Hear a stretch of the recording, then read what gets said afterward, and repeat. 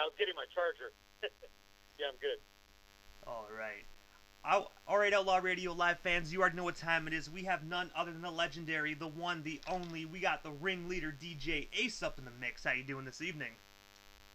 I'm good. What's up, brother? What's happening? Doing pretty good, man. Doing We're pretty trying to. good. Yeah, just sitting here trying to do what's going on. Yeah, it's crazy, man. With the riots going on, the pandemic going on, 2020's in turmoil. 2020 is definitely in turmoil. That is for sure, man. It's craziest I've ever seen it, man. I'm trying to find the rewind button or the fast forward button to 21. I was telling my wife Crazy, actually yesterday. There, I was telling her, I'm like, you know what? I don't even care. I'll just skip a year. You know what I mean? Let's get this year over with. right? Exactly. I think everybody. It's too much. It's too much. And the one thing I do want to ask you, Ace, like, what made you decide to get into the music industry? Man, well, when I first started out as a DJ, so I was DJing all over the place, doing the same thing like everybody starts out, backyard parties and stuff, family parties, then it went to clubs, and then I just kind of took it to a place where I was like, okay, what's next? There's got to be more to this. I was kind of getting bored with it, just doing the same thing, and just started getting into like the fascination with the music and stuff, and was able to hook up with some people that really um, kind of showed me the way. Met some rappers and stuff, and we just started meeting people and getting into the whole music scene. So I was kind of always fascinated with it. But yeah, it was just mostly just getting bored with DJing. That was pretty much what the whole thing was. And Started aside, getting my start. and also aside from DJing as well, I also read that you are most noted as the main producer for Ice T. I have to ask you, how did you and Ice T meet? Like, what's the story behind that? Well, the story about that, yeah, I'm definitely is one of his main producers, and I've been with them for probably, man, I'm going to give my age up, probably been with them for 28 years already, maybe 28, 29 years. We're still best friends, just got off the phone with him probably like 2 hours ago, just checking in on each other like we always do. Um, Actually, I met him through, we were always hanging around the Ron Syndicate, but we were the young crew. We were the young cats around, and Ken G, who's Evil E's DJ Evil E, who's Ice T's DJ's brother, another legend in the game. We kind of one of the rappers that I was, you know, in a rap group with, took us over to Hen's house, and we used to go over there and just kind of, jam. I'd get on the turntables, and my rappers would be, rapping and stuff. And then, I told him I was like, man, we're starting a group. So he basically was like, oh, let me take you. I know some people, this and that, blah blah blah.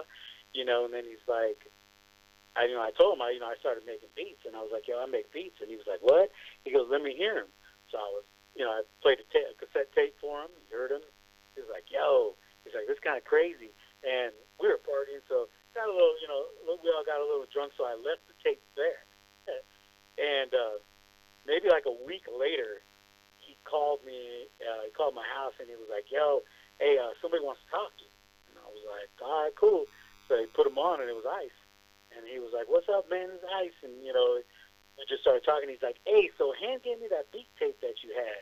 He's like, what's up with those beats? I'm like, oh, those are the ones I did. He goes, man, you did them?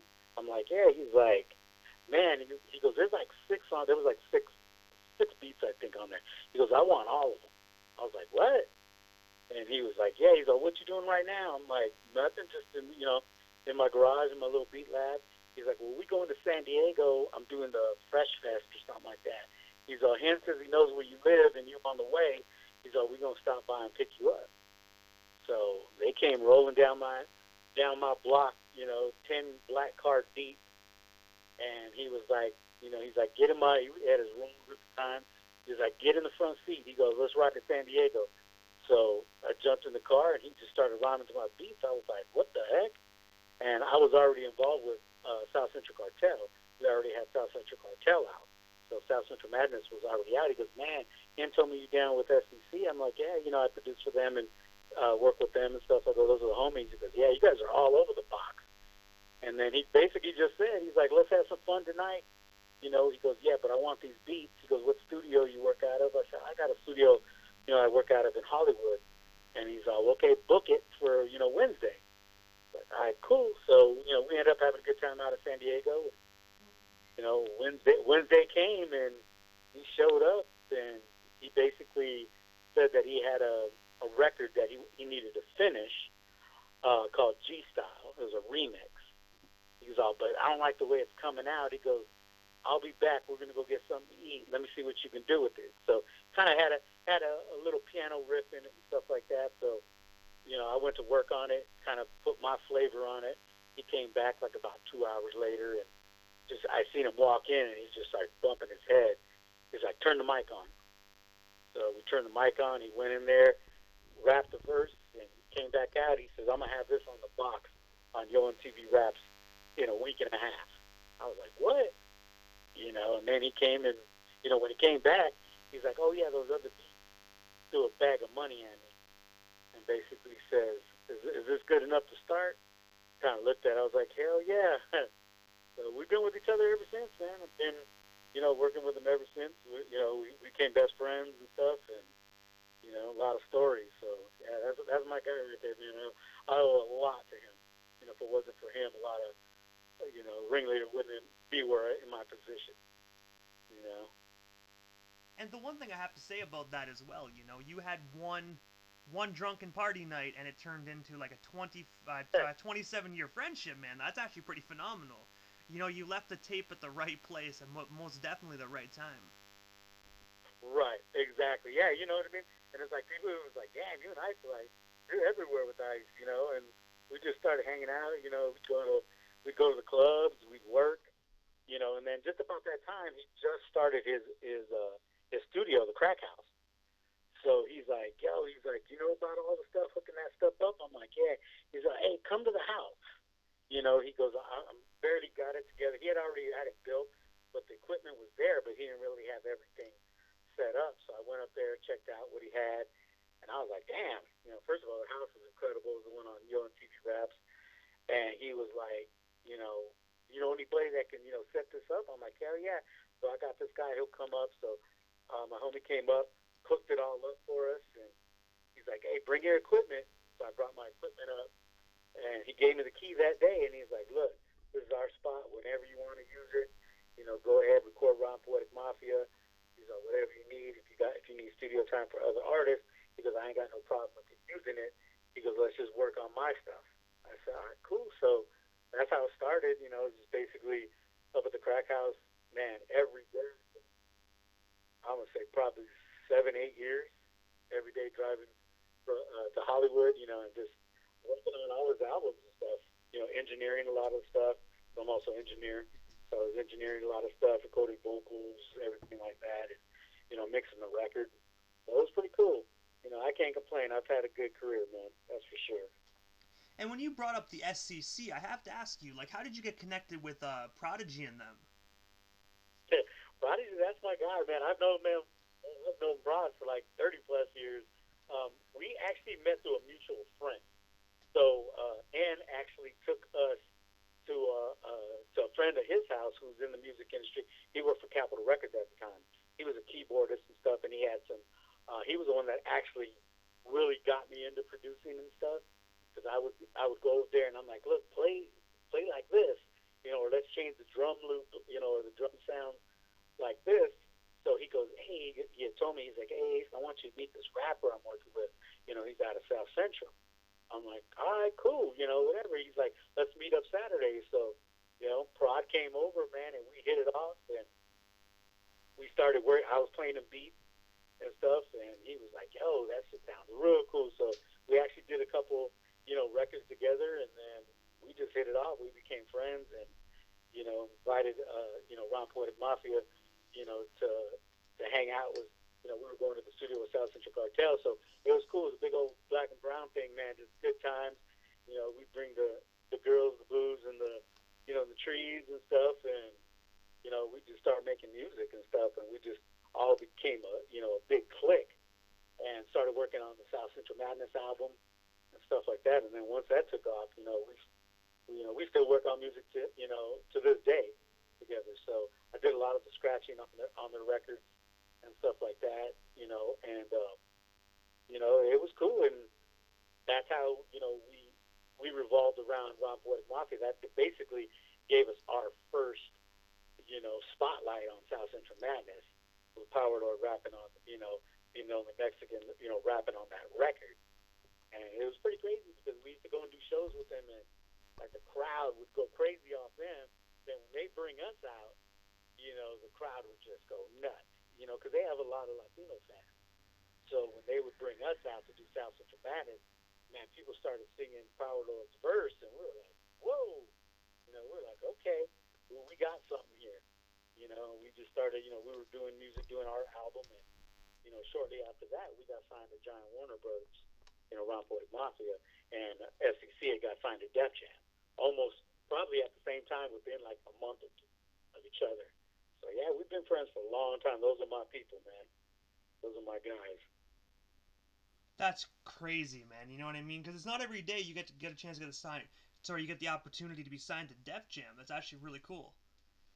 Yeah, absolutely. Yeah, when the whole Def Jam thing, and actually Def Jam, they sent us out there to to see about Ron Poetic Mafia.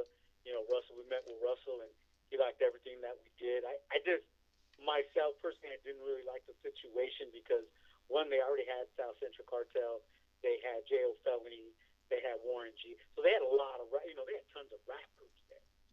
So one thing we learned about the rap group, like over the rap scene, you don't want to get caught in the mix, and we knew they wouldn't put us out the same time with South Central Cartel because we were featured on their record.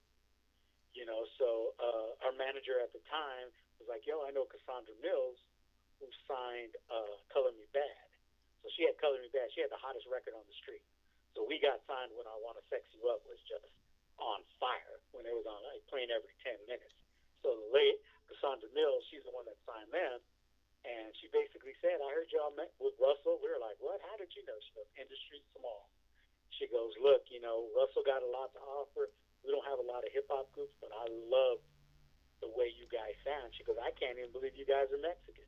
She goes, "I heard your demo, and I would have thought you guys were, were African Americans. I didn't even, and then they told me you guys were Mexican." She was like, "I was sold." So at first she was like, "I don't know if I can match Russell's offer." And I was like, "Well, let's hear it, whatever you got." And she actually beat Russell's offer. And I just like the fact, and she made a good point. She's like, "You're going to be behind, South Central Cartel. You're going to be behind Warren G and all that." And we kind of already knew that. She goes, "Here, I got Above the Law that's about to sign, and I got you guys as far as hip hop." And so she's like, "You guys will be one of the priorities." She goes, "Especially if you guys being Latino." She goes, "Ain't no one." She goes, "I love it."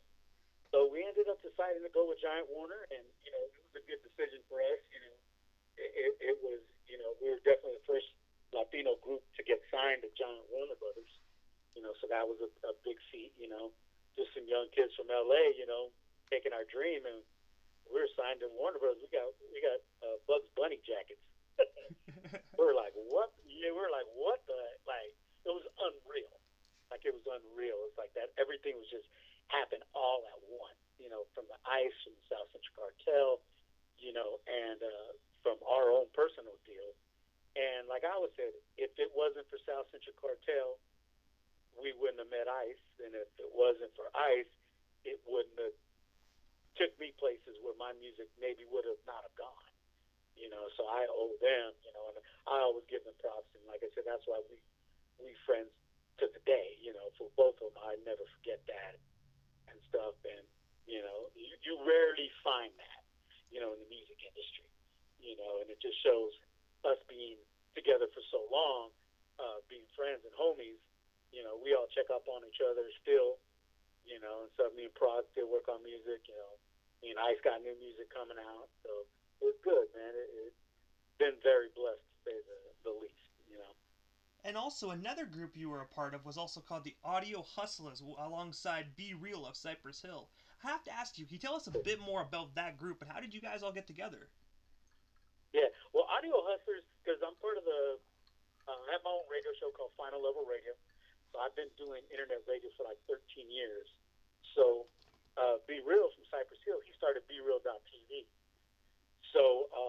buddy of mine used to always go up and hang out with B and stuff like that, and he had heard of Ron Porter Mafia, so he was like, he goes, hey man, he goes, I saw a post the other day and I went on the show.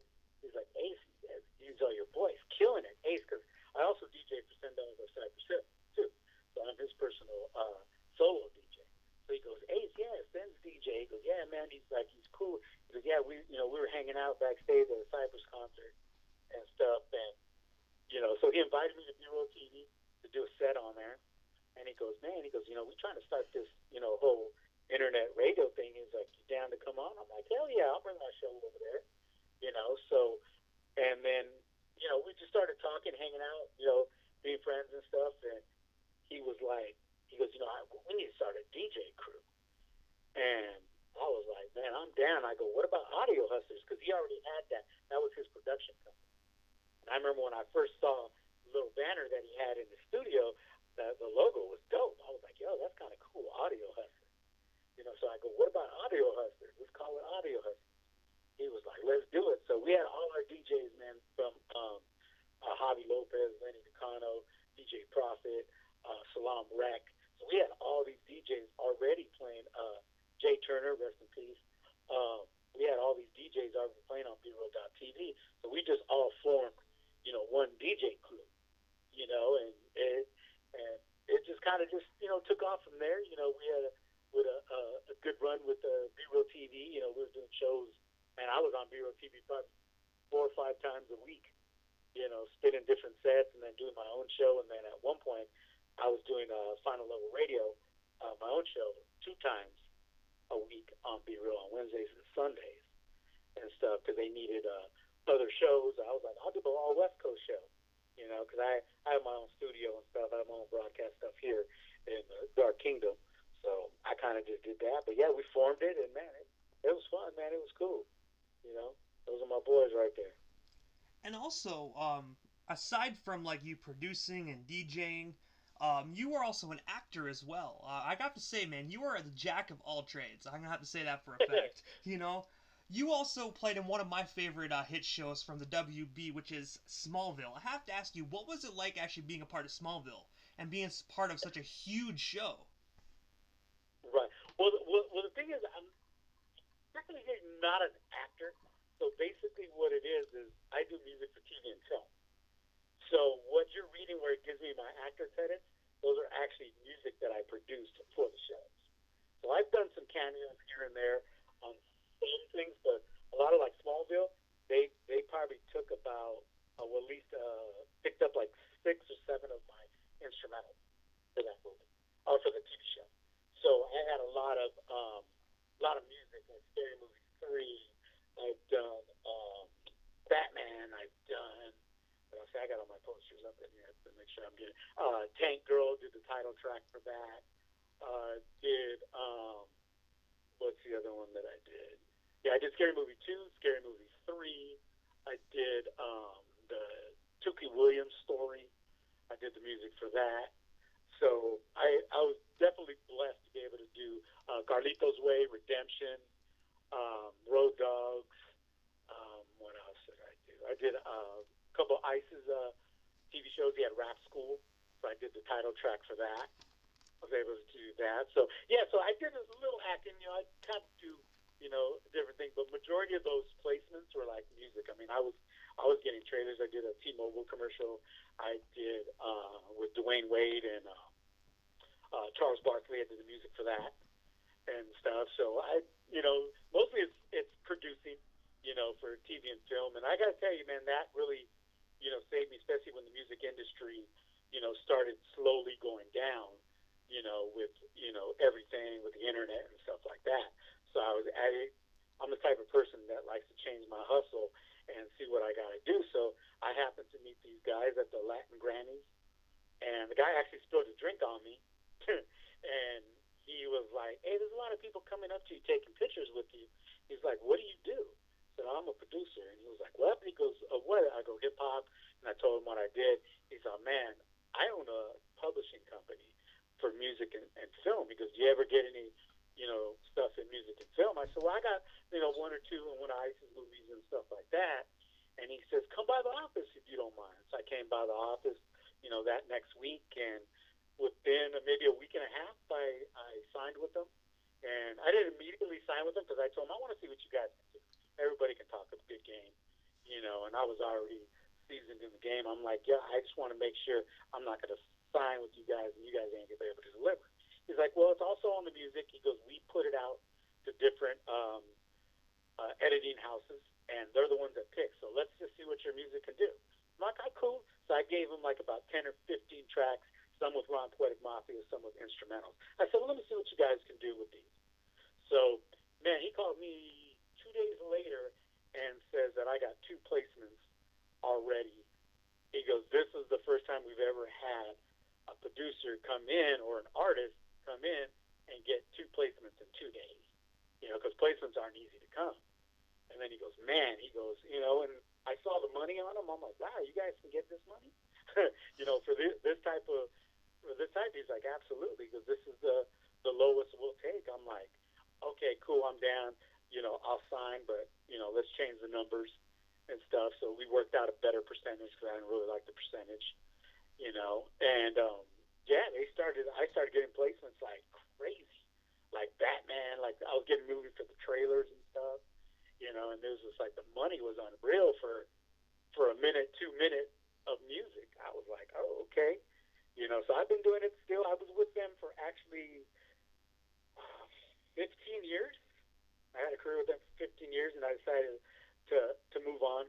And now I'm with another company that's, doing good and stuff. Yeah, a lot of it, like I said, a lot of it was music, but I do some acting. But as far as like Smallville and stuff, mostly all that was like music production and stuff like that, scoring and stuff. The other one that I also saw on your list, now I wasn't quite sure to ask it because I only saw it in one place, which was Angel. Were you a cameo on that, or was that also the music bit of things as well? That was all. Yeah, that was. You talking about Touched by an Angel? I Touched by an Angel, yeah. Yeah, Touched by an Angel. Yeah, that was music. That show was crazy because they probably licensed maybe 10 to 12 records of mine, and like some of the most hardcore beats that I had. And I used to trip out on that. I'm like, man, at first I was like, what kind of show is this? And then when they told me, I was like, and they're picking that song? Or they're picking that instrumental? I was like, okay, someone must like real hip hop was ever picking that. But yeah, I did a lot of Touched by an Angel, which was crazy because after that I started watching the show, and I'm not gonna lie, I got into it because I had music on there, but I started watching it. It most definitely is a classic show, I'll tell you that. There's some hardcore moments actually in that as well. Right, exactly, and I never really noticed that, so I would trip out that I'm like watching, and I started hearing my instrumental in there. I'm like, oh, Ron Poetic Mafia record in there. I'm like, oh, okay, this is what they're using it for. Now I get it. At first I didn't really, take too much time with the show, but I became a fan of the show. It was cool because I was getting paid by them too, but the show was real cool. And you also produced the title track for the VH1 reality show called Rap School. Did that come by that? Did that guy? Sorry, did you actually get that opportunity from the same publishing company? And if so, can you tell us a bit more about that? Yeah, Rap School. I actually got that through ICE. So that's where I got that from. So he basically called me. He was like, hey, so I got this show that I'm doing. They want to do this thing called Rap School. He's like, send me some instrumentals. Let's get some money. He goes, I'm in with it. I can call the shot. He goes, I know you already do that. He goes, you're my producer anyway. So he goes, send me some instrumentals. So I think I sent him like 2, and he picked the first one. He goes, this one's tight. He's like, I'm gonna do a rap, and I'll send you the rap, and then you mix it at your studio, send it to me. He goes, and we gonna get some money. I'm like, all right, cool. So, they send me the synopsis of the show and everything like that. So, mix the record, send it to them. The producers loved it. They were like, man, this is great. And then they were like, hey, I also got this other TV show that I'm working on, this and that. So from that one show, I was able to get like 4 other gigs from the same company. So it was actually pretty cool. And I'm actually still friends with some of those producers that call me on the side. Hey, I'm doing this independent film. What would you charge? This and that. We want to try to make you, the music supervisor. So I started changing my roles because I was like, I saw the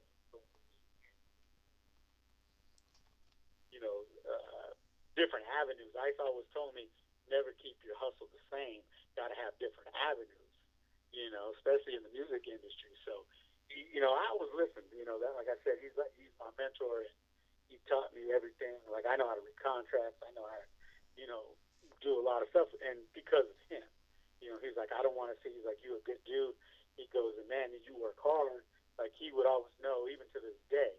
And every time he does the interview, he'll say it. He's like, man, my main producer, Ace, he goes, I tell him to do one thing, and he'll do it. I know it'll get done. It'll sound great. He'll take it to the next level, which I wasn't even thinking he was going to take it. He goes, and I don't even have to worry about it. It's like I don't have to babysit. I don't have to do anything. If I go, if I rent a studio, I'm in there, I'm working. Me and him work super fast. So, like, I don't waste money. I come in there, I do my thing. And he used to always tell me, he'd go, get it under budget, and the rest is yours, including your fee. I'm like, cool. So I would be able to make extra money getting under that budget, and he loved that because he knew that everything was, going to be right, and he didn't have to sit there and really babysit and stuff. But, yeah, the rap school, that did well. The ratings was pretty good on it. Some people thought it was corny, but it was cool, I mean, it was interesting. That led to other things. Like I said, as long as the rent gets paid and the checks come in the mail, that's what the job's about. You do a good job. I like the way it came out, and we had a good run. That's good. And when we're still on the topic of Ice-T, I also saw a picture on your Facebook of yourself and Ice-T at the Playboy Mansion. If you don't mind me asking, what was that experience like, actually being able to go inside the Playboy Mansion? Because that's pretty much almost every guy's dream. That definitely was every guy's dream, man. It was crazy because I was mixing his album. I think we were working on Return of the Real at that time. And I was mixing it. He came in the morning, and there was a bunch of people there because everybody used to kind of spend the night. We used to have like a crew spending the night almost every night because they had other groups that we knew that would wait for me to get done. So whenever I was done working, they were able to use the studio. So they kind of just hang out. And I was a late bird, so sometimes I'd finish like at 4 in the morning, and then they would start. So they'd sleep during the day and then work at night, and then once I wake up, get ready, I would start working. But, yeah, he came in, and he was like, he tells everybody, he goes, okay, this ain't for everybody. He said, Ace, be at the house tomorrow. And he was like, wait, come here. So he took me to the other room, and he's, hey, come early tomorrow at 6. He's, we're going to the Playboy Mansion. And I said, what? He goes, we're going to the Playboy Mansion. I go, I just want to tell you, and I said this like right after we started laughing. He goes, we're going to the Playboy Mansion. I go, I just want to tell you I love you, man. I really, really love you. We all started laughing because I was like, hell yeah. He's like, cool, all right. I'll be here at 6. I was like, all right, cool. So there was just 3 of us, me, myself, Hanji, and Shawnee Sean, and we went to the Playboy Mansion. It was a trip, too, because they were like, we pulled up to the mansion. I'm like, shit, we're going in the mansion right now. We're all excited and stuff. And even Ice was excited. He was just excited for us. Because we were like, yeah, we're going to the Playboy Mansion. So we pull up to the gate, and they were like, oh, Ice-T. Oh, Shawnee Sean's in the car? DJ Ace? Hanji? We're like, what the hell? How they know all that? And they were like, and you see the gate open. We're like, oh, my God. This is like every person's dream right here. So we get in there, and we were doing a Playboy Hot Rock. So that's what the whole thing was. That was like a video show that Playboy did. So Ice was on there, and he's, invited us. We got to hang out. I mean, it was, there wasn't that many models there, but there were, playmates, I should say, but there was enough to have a good time. And we just kind of hung out by the pool, the drinks, food. They took us around, got to see all the animals. We didn't get to meet Hugh. He wasn't there, but we got to meet, a lot of his, I don't know if they were his wives or whatever they were. They were there, coming out, talking with us. And we just, it was a great day. man, it was like, that was one. That's what I said. I said, you know what? That is definitely a bucket list that came off my things, is going to Playboy Mansion. I said, not everybody could say they went through those walls, you know, especially at the time, because that place was cracking at that time, you know. And I was able to actually go back another time. We were able to go to, actually, a party was there. They were actually throwing a party that I got invited me. Man, it was just that. I don't remember too much about it, but I know we had a good time. You know, it was good. But yeah, going to Playboy Mansion, that's definitely one. That was definitely one for the books. That's for sure. That was actually one of my next questions as well. If you had the opportunity to meet the original pimp, Hugh Hefner, but you know what I mean. Either way, you got to go to the Playboy Mansion, man. So salute you. Right? Yeah, he was. Yeah, he was there at that party, but like we kept missing him, stuff like that, because we were just having a good time. Like we were, you know, we were going buck wild, you know, just having a good time, just because, you know, we were at Playboy Mansion. You know, there was a lot of sights to see right there. Oh, most definitely, man. You know? And also, man, God, skipping ahead quite a few years here. So in June 6th of this month, so in literally 5 days, you are doing a virtual concert series called Save the Date. Can you tell us a bit more about that? And of course, where can our listeners actually like stream that and get themselves a virtual ticket? Right. So what I'm doing, so I also, like I said, I got many hats. So for the last 6 years, I've been touring with legendary freestyle and dance artist Trinier. And, you know, she has multiple hits, All Night, I'll Be All You Ever Need, I Know You Love Me. So I've been touring with her on all these freestyle concerts for like the last 5 or 6 years. And I have a blast because I'm the only DJ really on the tour. So when me and her come on, like, it's like when she sings, that's her spotlight. As soon as, you know, back freestyle music has a lot of different breaks and just beats where there's nothing going on, the music just plays. So once she stops singing, it's my show. I take it over and I cut it up old school style, you know, making it funky, changing the whole show and stuff. So I'm her also music director, so I put together the whole show. I make her intros all dramatic and stuff. So with all this, you know, COVID thing going on, we basically, this year we had 37 shows get canceled, you know, or postponed. But right now I'm calling them canceled because they haven't given us no dates, you know, because we don't know when touring's going to come back. So basically what, you know, I was sitting there like, okay, how are we going to make, because that was good extra money. I used to call ourselves Weekend Warriors because all these shows that we would do would always just be on Friday and Saturday, you know. So we'd leave Friday. I mean, we would do crazy things. We would like fly to Miami on Friday and come back Sunday. You know, it was like, it wasn't a long tour. We were doing one spot date hits, but it was every weekend. So every weekend, me and her were traveling. You know, we were doing our thing. So I was sitting at home trying to figure out, okay, what are we going to do? Because there ain't going to be no shows. We got to make some type of money.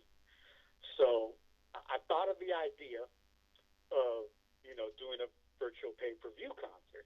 But I was like, I don't want to deal with all the, you know, the big companies, because big companies that do it, they, you know, they want $15,000 up front just to get the thing going. I'm like, yeah, we ain't trying to do that. I want to try to see what we can make, you know, almost 90% of the money. I didn't want to split that. So I started looking on the internet because, like I said, I've been doing internet radio and, you know, streaming and stuff for a long time, so I know all about that.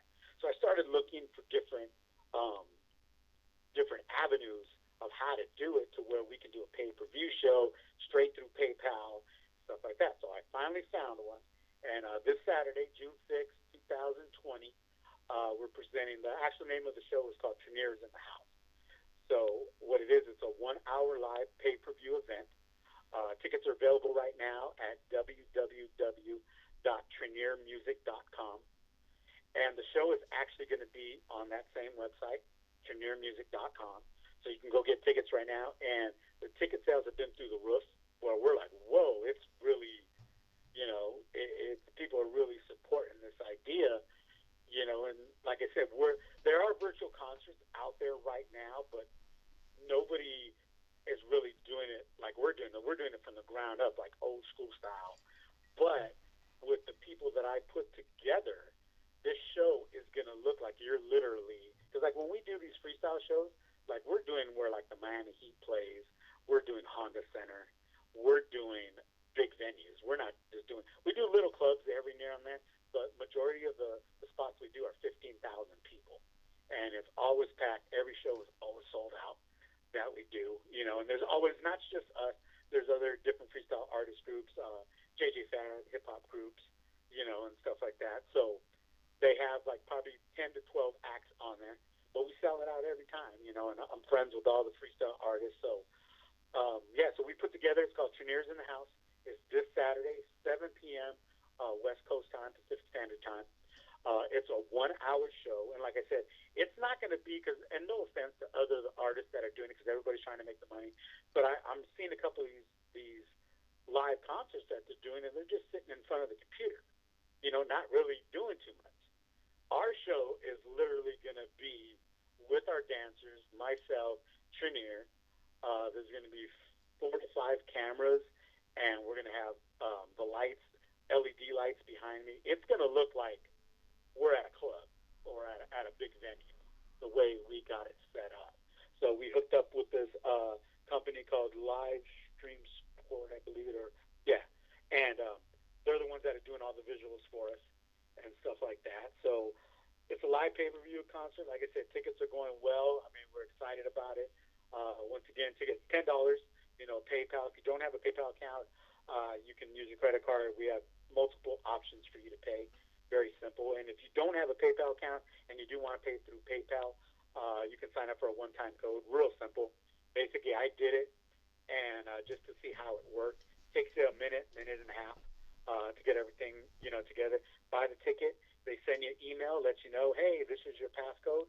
So when you go on to the show on Saturday, you just hit play, and a screen will pop up, say $10, and then there's a little box that says already have a ticket.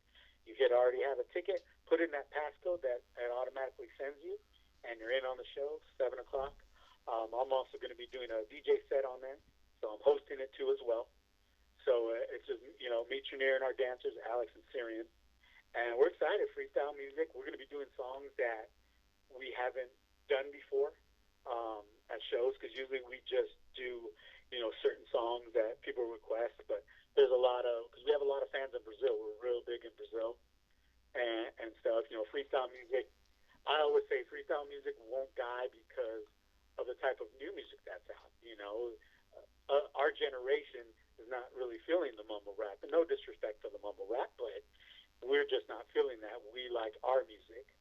And I completely agree with you on that yeah, one. you know, right, yeah, you know, so, you know, like I say, and like when you see a Trenier show, you know, you actually have, because freestyle music got built on DJs. If it wasn't for DJs, these guys wouldn't have had no music, because radio really wasn't playing freestyle music too much.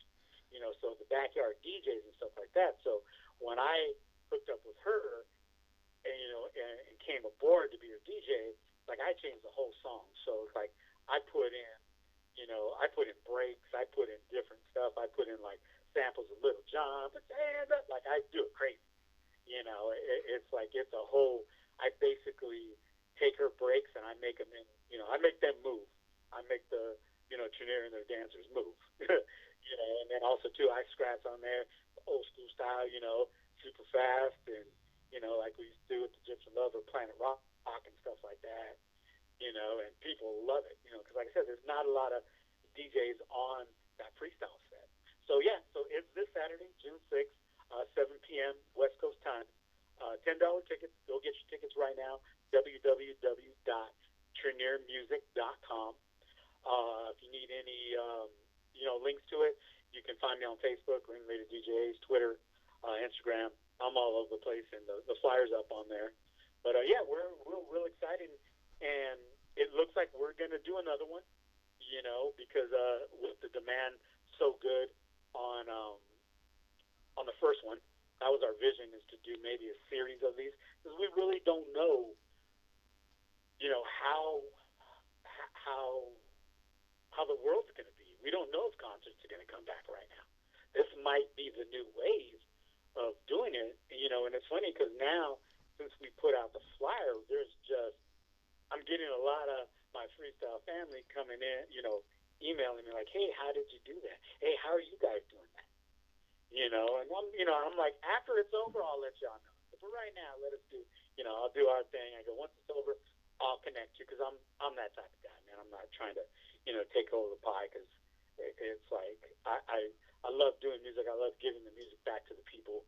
And I think in these crazy times, we're a little worried right now because we do have to go to downtown LA is where we're actually filming it. And, with all the madness going on. But so far I've been in contact with, with the production crew, and they're like, we're good. There's nothing really around us, so we'll be okay. So, everybody's just a little, and we're still keeping 6 feet distance. We're promoting that too as well. Our hashtag is we're all in this together, and it's called Cheniers in the House. So we're just really just trying to, bring something new, trying to figure out how to, keep our income going, and I think this was the best way. I'm pretty proud of myself figuring out how to make all this possible, because it's not easy getting with the payments and all that stuff, with pay-per-view, because like I told Chenier when we were doing it, I said, if it was that easy, everybody'd be doing it by their own. Most of the people that are doing it, like Belle Biv DeVoe did it, and Erykah Badu, but they're using the giant companies, that cost $15,000 just to get them. We're basically, getting this off, for cheap, but it's going to look like money, because that's one thing I know how to do is keep the cost down but make it look like money, because Ice always told me if it don't look like money, you're not going to attract money. And it's pretty cool. He's supporting too. He bought a ticket, so him and Coco are going to watch it on Saturday. So I got a lot of my hip hop brethren, legends that are going to be watching, and I bought tickets to support. And I told them as soon as it's done, man, do an IT concert or something like that. Let's do a King P concert. I says I got the avenue. I says I think it's going to work. Keep my fingers crossed. Because it is internet, but I think we're okay. So once again, June 6th, this Saturday, 7 p.m.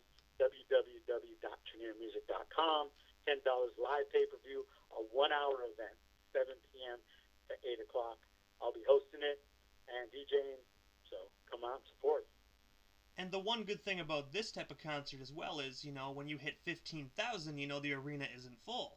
You can have as many people as you want in the feed, right? So you can just keep bringing in that dough, man. So I really do hope that I could actually, that people on this station that are listening will support you and help bring in that bread, man, because this COVID-19 is really hurting the music industry, but very, very bad, man. That's why I like doing what I do, because I can help spread the word for individuals like yourself that are doing things like this, because this is good not only for us fans, but also for yourselves as well as trying to get by. Right, yeah, because it is, like you said, this COVID, big ups to you for, for your platform and everything like that, because that's what we need, and that's why I go live, too. Like, some people tell me, hey, how come you're not asking for donations or this and that? Man, you've done a lot. I'm like, it's not about that to me. To me, it's like, I got time right now. Why not go live? I've been doing it for so long.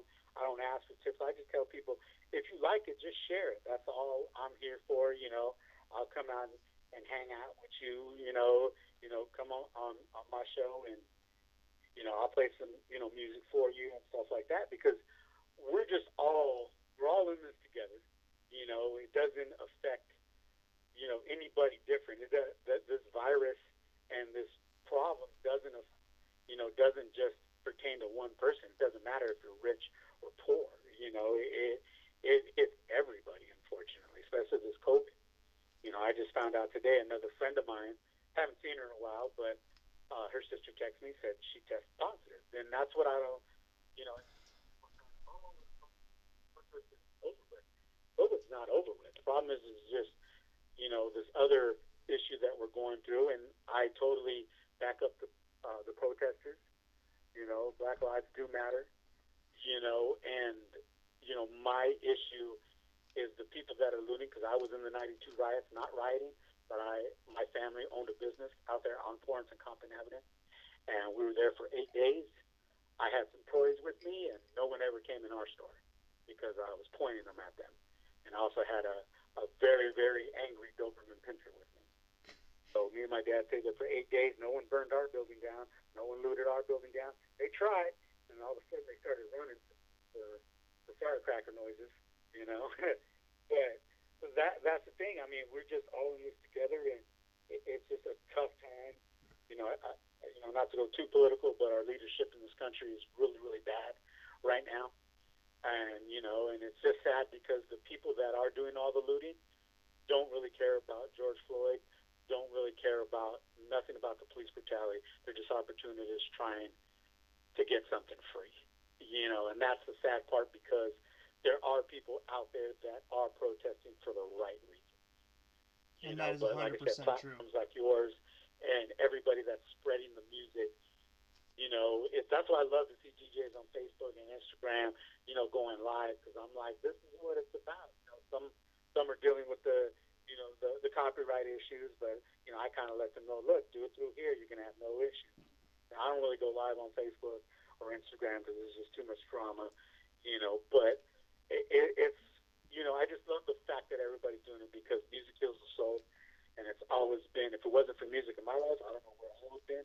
So I'm a firm believer of and support. Like I said, people like you and all the other people that are spreading the music and helping us as artists, because artists are struggling. I mean, there are a lot of artists struggling. People got to realize this is what we live for. This is how we make our music. This is our 9 to 5. So I went through it when the TV industry went on strike. That affected me big time. So I've been through before I was able to readjust, and just like like me and Ice were talking, he was like, man, I probably won't start be filming until February of 2021. All his concerts got, he's not filming Special Victims Unit right now. That's sad, man. That show is one of my favorites. But, yeah.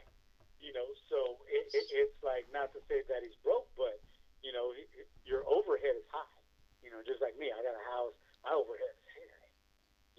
But we're able to figure out other ways, and everybody else can do it. It's not like we're special. I tell people, just open your eyes and see what the world needs. See what you can do to make another aspect. Don't try to get rich at one thing.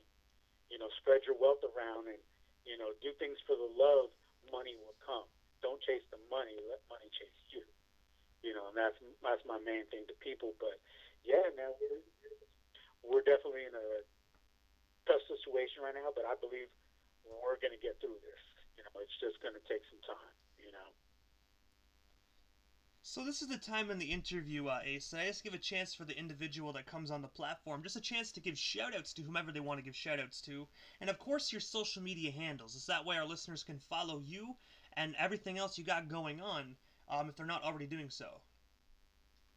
Perfect. All right, man. First of all, I want to give a shout-out to you, man, Radio, for doing all your things, supporting all hip-hop, man, everything that you do, everything that you support. This is a great platform. Big shout-outs to you, my homie IST, South Central Cartel, man, King T, all my people, man.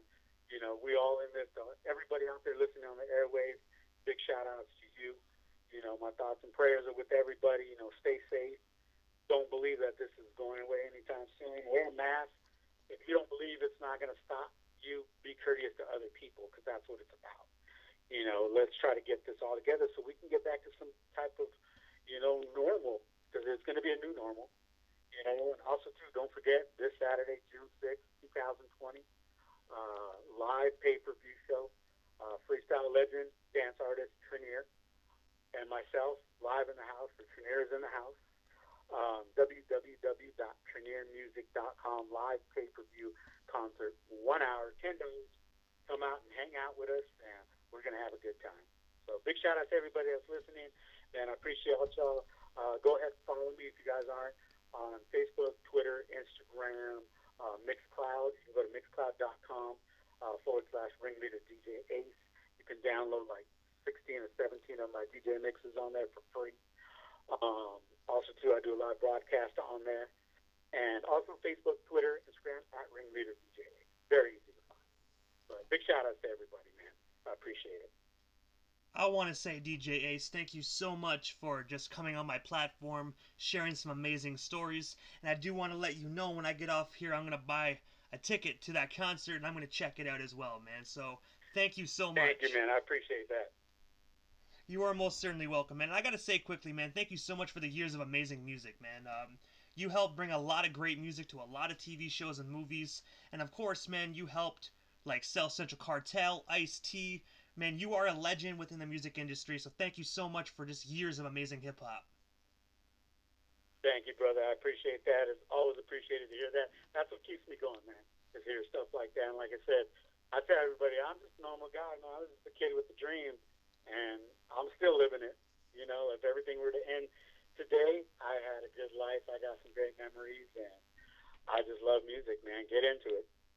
Most definitely, and that's true. That's the best way to look at it. You know what I mean? But I gotta say, Ace, thank you so much. I know you're a busy guest, so I'm not gonna keep you. But thank you again so much. All right, brother. Peace out, y'all. Stay You safe, everybody. you as well, man. Stay safe out there. Okay, peace.